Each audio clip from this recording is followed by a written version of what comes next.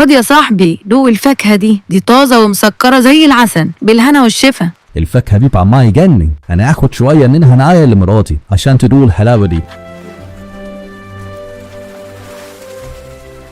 الله، الفاكهة دي حلوة قوي. بس بقولك ايه يا تمساح، القرد اللي بياكل الفاكهة دي تفتكر قلبه طعمه ايه؟ اكيد زمانه مسكر ولذيذ. قصدك ايه يعني؟ قصدي اني عايزة ادوق قلبه. انا نفسي هفتني على قلب القرد ده، لازم تتصرف وتجيبهولي هنا بأي طريقة. فكرة حلوة قوي دي.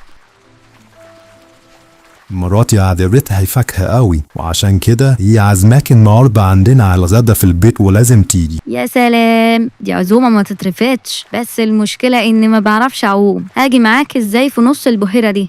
يا سيدي ولا يهمك، اركب انت بس على ظهري وانا هوصلك لحد البيت.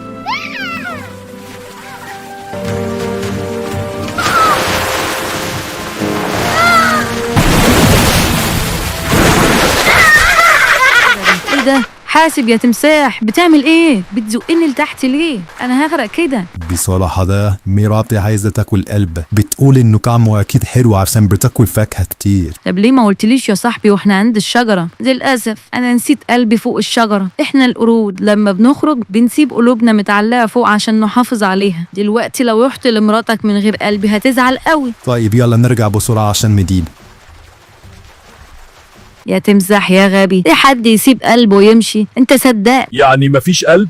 لا طبعا مفيش قلب. انت خسرت صاحبك اللي كان بيأكلك كل يوم فاكهة عشان غدرت بيه وسمعت كلام مراتك. اللي زيك ملوش امان ويستاهل يخسر كل حاجة.